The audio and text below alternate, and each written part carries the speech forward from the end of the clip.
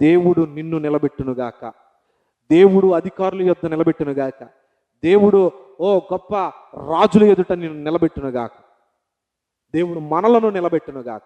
ఆమేన్.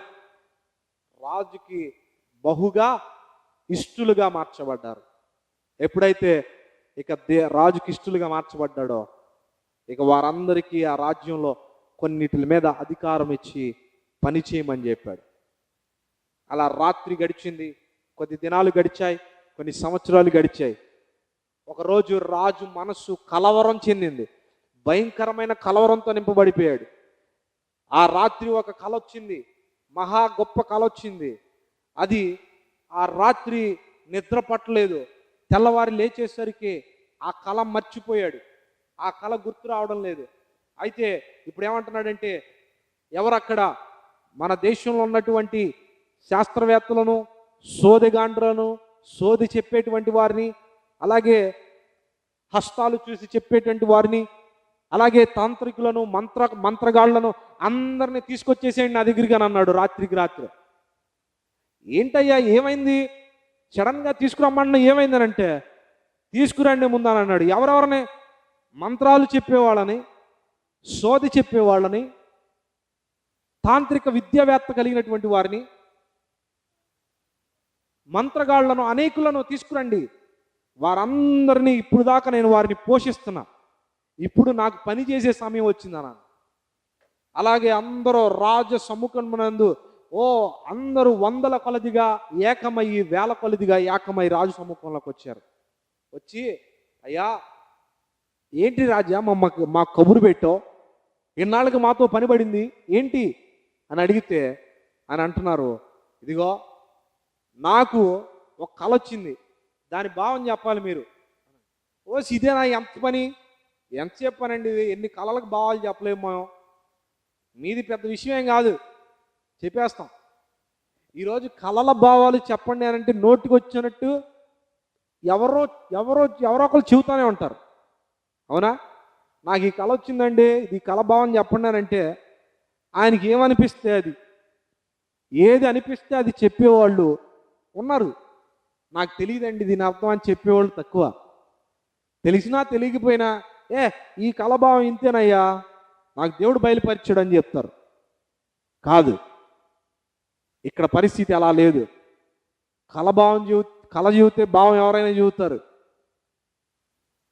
వాళ్ళు అడుగుతున్నారు, అయ్యా మరి మేము ఇలాంటి పనులు చాలా అవలేలుగా చేసేస్తాం, ఏదో ఒక్కసారి కళ చెప్పండి అని అంటే, నేను కళ మర్చిపోయా, ఆ కళ మీరే చెప్పాలి, దాని భావం కూడా మీరే చెప్పాలి.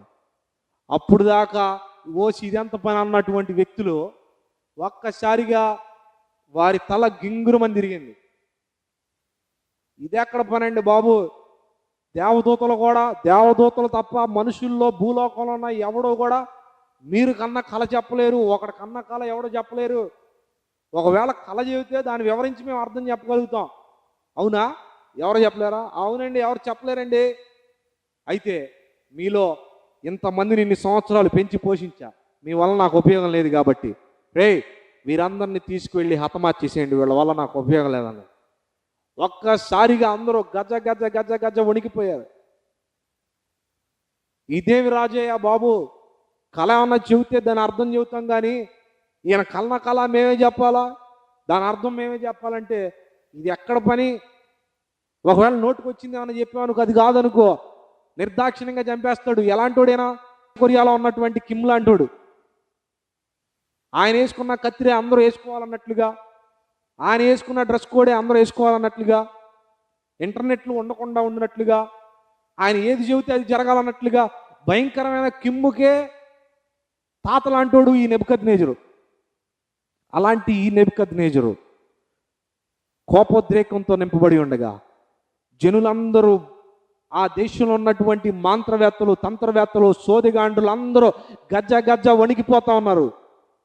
ఆ సందర్భంలో ఒక వ్యక్తి మనకు కనబడతాడు. ఏంటో తెలుసా? ఆ వ్యక్తి దానియేలు. దేనికి స్తోత్రం కలుగును గాక. దానియేలు నెబుకద్నెజరు యొద్ద పనిచేస్తున్నటువంటి ఆర్యోకు అనబడిన వ్యక్తి.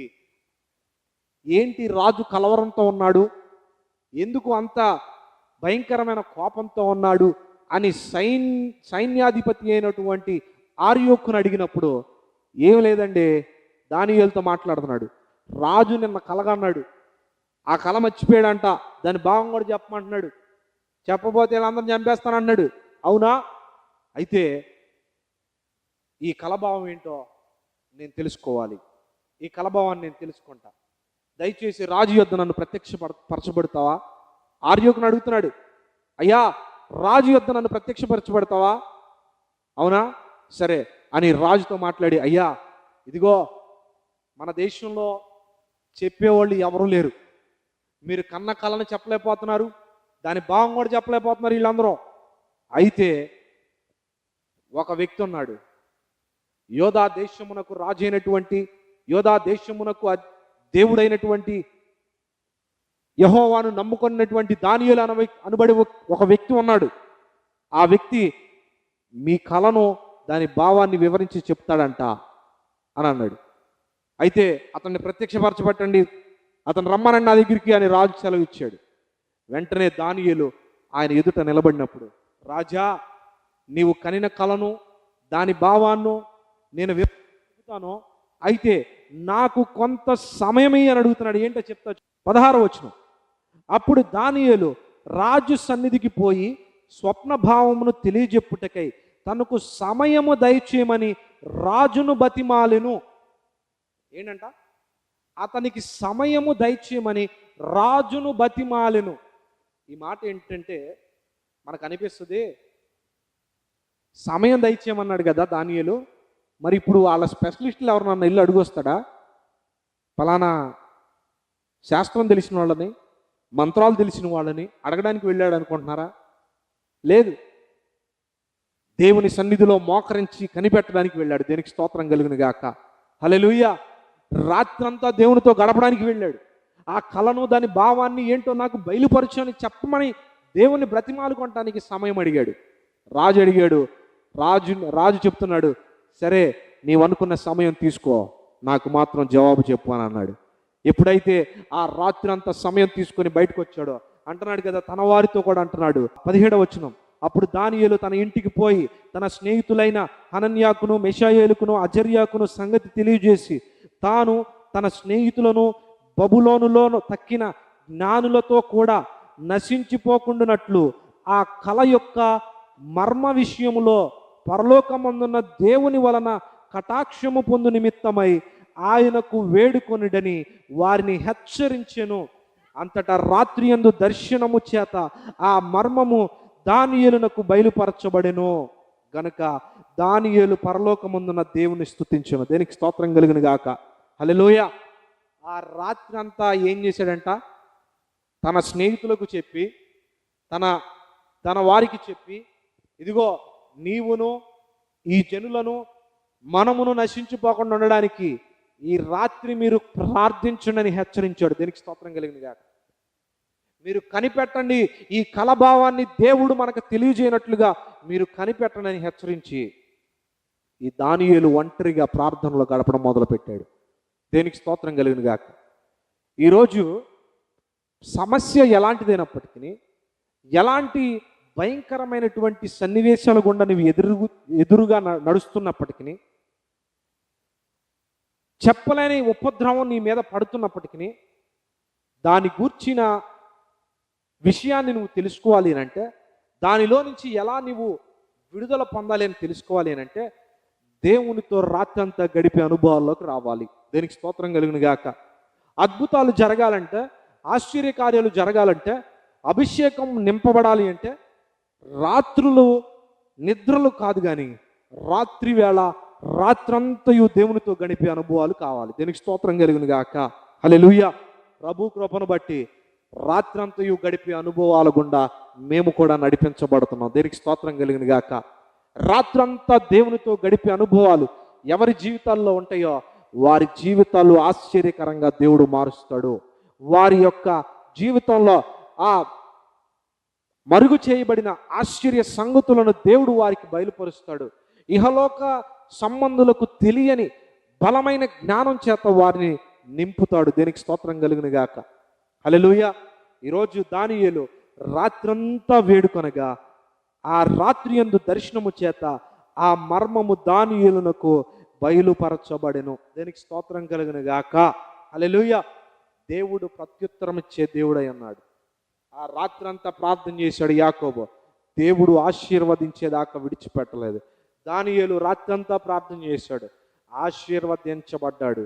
గొప్ప దర్శనమును, మర్మములను తెలిసే జ్ఞానమును సంపాదించుకున్నాడు. అలాగే రాత్రంతా ప్రార్థన చేసినటువంటి అపోస్తలుల యొక్క గుంపులో మనం చూస్తే అద్భుతాలు వారి పక్షాన చూస్తాం. రాత్రంతయు పెనుగులాడి ప్రార్థించిన వారి జీవితాల్లో మహా గొప్ప కార్యాలు జరుగుట మనం చూసాం. ఈరోజు రాత్రంతా ప్రార్థించే అనుభవాల్లోకి సంఘం నడిపించబడును గాక. అనేక మంది క్రైస్తవుల్లో ఈ అనుభవాలు పొందుకుందరు గాక.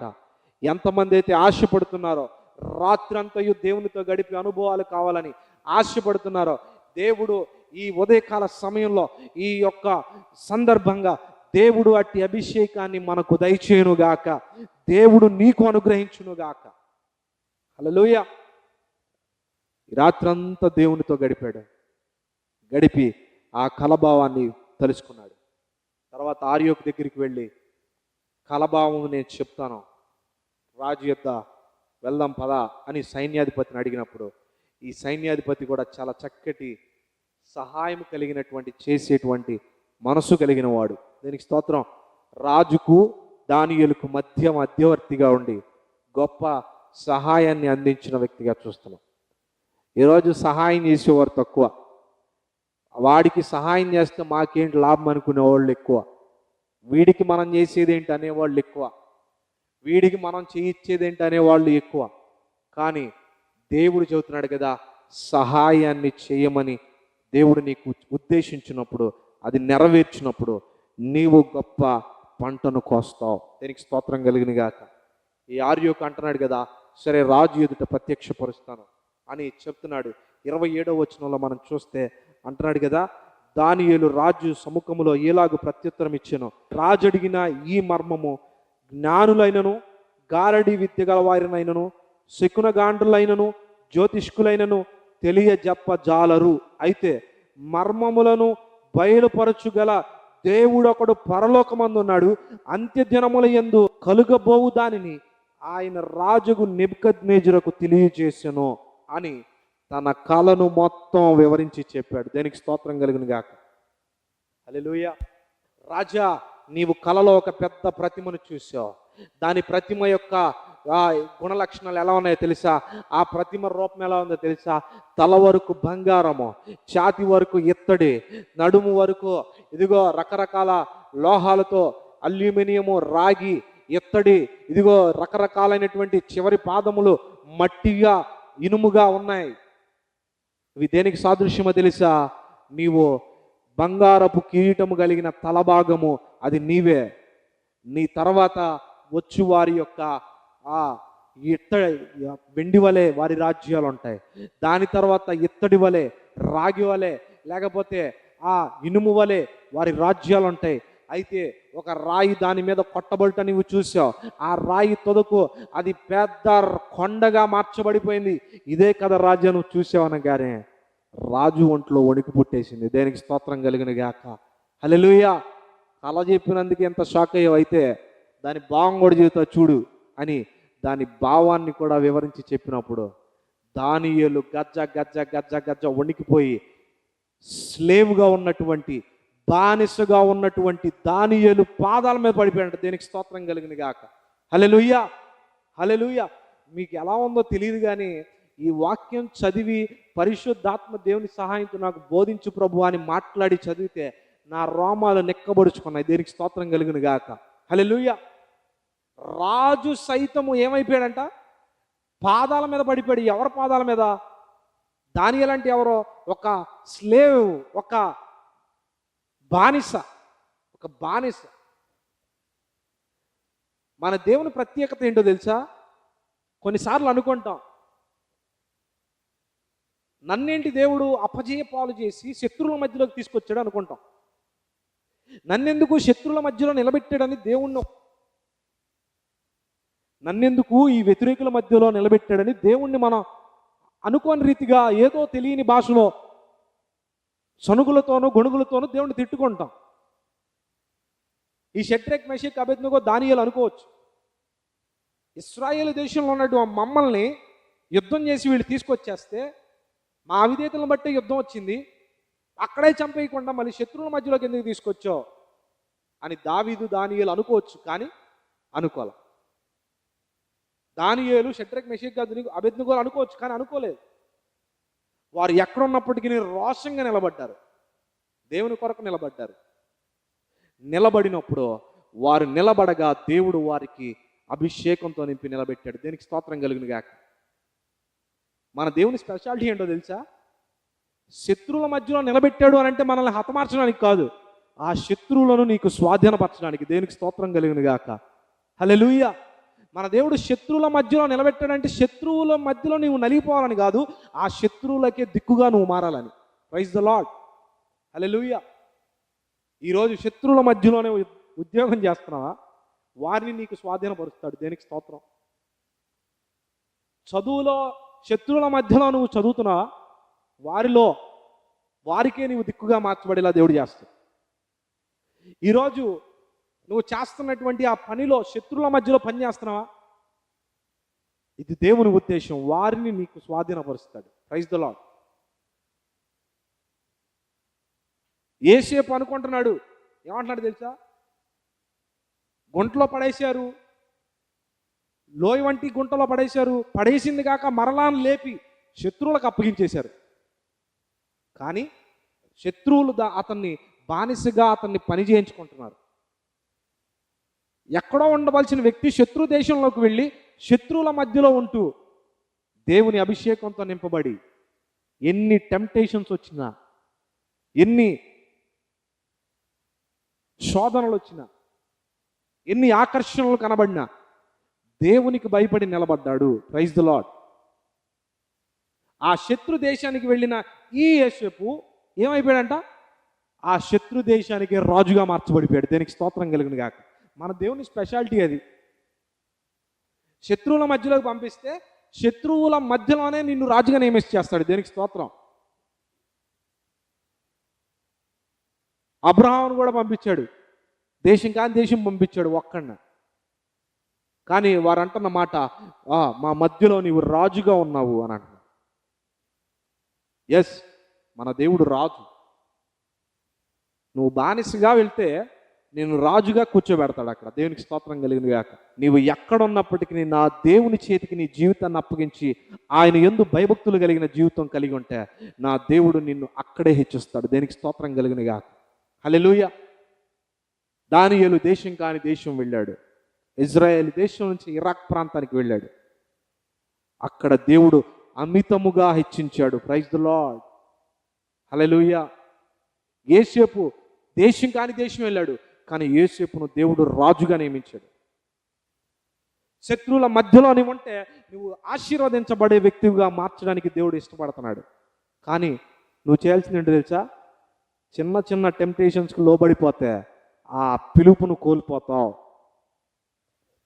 దానియేలు ఏమంటున్నాడు తెలుసా? ఈ ఆహారం శ్రేష్టమైనది అయి ఉండొచ్చు, కానీ చాలా ఖరీదు కలిగిన ఆహారం అయి ఉండొచ్చు, కానీ నేను తిన్నాం. చూసారా? ఆ భక్తిలో కమిట్మెంట్ చూడండి ఎంత ఉందో. కొంతమంది కమిట్మెంట్లు తీసుకుంటారు, ఆదివారం ఖచ్చితంగా నేను వచ్చి తీరతానంటారు అంతే. వ్యాపారంలో కొంచెం ఆదివారం బాగా వస్తాయని తెలిస్తే కమిట్మెంట్ లేదు, ఏమి లేదు, ఆ రోజు వెళ్ళిపోయి కూర్చోవటమే అక్కడ వ్యాపారంలో. ఈరోజు పనికి మాలిన కమిట్మెంట్లు తీసుకుంటూ ఉంటారు కొంతమంది, నిష్ప్రయోజనమైన కమిట్మెంట్లు తీసుకుంటారు దేవుని ఎదుట. దానియేలు, షడ్రక్, మేషక్, అబేద్నెగోలు అలా తీసుకోలే కమిట్మెంట్. వాళ్ళు చనిపోవడానికి కూడా సిద్ధపడ్డారు. ఒకరోజు రాజుకి వాళ్ళు వీళ్ళు ప్రేరేపించి ఎక్కించిన మాటలను బట్టి అతను కోపం వచ్చి ఏం చేశాడంటే, అగ్నిలో పడేస్తానన్న నేను చేసిన ఈ విగ్రహానికి మొక్కపోతే. షడ్రక్, మేషక్, అబేద్నెగోలు ఏమన్నారు తెలుసా? పర్లేదు, నువ్వు ఎంత నియమ నిబంధనలతో నువ్వు మమ్మల్ని కట్టుబెట్టాలని చూసినా మేము దేవుణ్ణి ఉల్లంఘించాం, దేవుని మాటను ఉల్లంఘించాం. మా దేవునికి తప్ప మేము ఎవరికి సాష్టాంగపడం. చూడండి ఆ కమిట్మెంట్, ఆ డెడికేషన్. వారు ఎప్పుడైతే అగ్నిగుండంలో వేయబడ్డారో, ఇక చూసుకోండి, ఆ ముగ్గురు వ్యక్తులతో కలిపి 4వ వ్యక్తిగా దేవుని యొక్క ఆత్మ వారి మధ్యలో సంచరించింది. వారి వెంట్రుకలు కూడా చూచుకుపోలేదు. దేనికి స్తోత్రం కలిగిన గాక. చిన్న మంద, భయపడకండి, వీరు కేవలం నలుగురే. ఈరోజు దేశాన్ని మార్చేశారు. చిన్న మంద, భయపడకుడి. ఎందుకో తెలుసా? దేవుడు ఏర్పరచుకుంటే చిన్న మందగానే ఉంటారు. ఏర్పరచుకుంది 12 మంది శిష్యులను 12 మందిని ఏర్పరచుకున్నాడు. వారు స్వల్పమైన సంఖ్యే, కానీ ప్రపంచాన్ని కుదిపేశారు. దానియేలు, షడ్రక్, మేషక్, అబేద్నెగోలు నలుగురే, కానీ ఓ మహా సామ్రాజ్యమైనటువంటి బబులోను సామ్రాజ్యాన్ని యెహోవా దేవుణ్ణి ఆరాధించినట్లుగా చేశారు, రాజుతో సహా. ఎంత గొప్ప ఉద్యమం! దేవుడు ఏర్పరచుకునేది స్వల్పమే.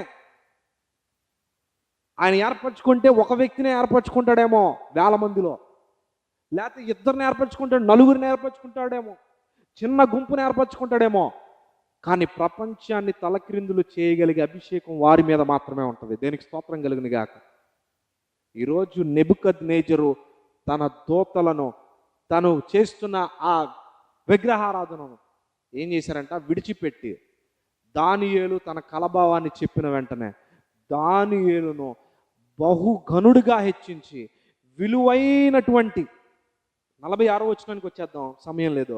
46వ వచనం, 2వ అధ్యాయం 46వ వచనం. కళ నిశ్చయము, దాని భావము నమ్మదగినదని దానియేలు రాజుతో చెప్పాను. అంతటా రాజుకు నెబుకద్నెజరు దానియేలునకు సాష్టాంగ నమస్కారము చేసి అతన్ని పూజించి నైవేద్య ధూపములు అతనికి సమర్పింప ఆజ్ఞాపించెను. మరియు రాజు, ఈ మర్మములను బయలుపరచుటకు నీవు సమర్థుడవైతివే. నీ దేవుడు దేవతలకు దేవుడును, రాజులకు ప్రభువును, మర్మములను బయలుపరచువాడునై ఉన్నాడని దానియేలునకు ప్రత్యుత్తరం ఇచ్చాను. హల్లెలూయా. రాజు చెబుతున్నాడు, ఈరోజు నీ అధికారులే చెప్పాలా నీవు నమ్ముకునే దేవుడు నిజంగా గొప్ప దేవుడు అని. నీకు ట్రీట్మెంట్ అందిస్తున్న డాక్టర్లే చెప్పాలా నువ్వు ఆరాధిస్తున్న దేవుడు గొప్పవాడు, నీ శరీరంలో ఎంత అద్భుతమైన కార్యం చేశాడని, ఎంత స్వస్థత దయచేశాడని. నీ శత్రువులే చెప్పాలా నీ దేవుడు గొప్ప కార్యం చేయగలిగిన సమర్థుడు, అందుకే నీవు హెచ్చించబడ్డావని. దేవుడు అట్టి కార్యాన్ని చేయునుగాక నీ జీవితంలో. దేవుడు అట్టి అభిషేకంతో దేవుడు నిన్ను నింపునుగాక అంటున్నాడు కదా. 48వ వచనం.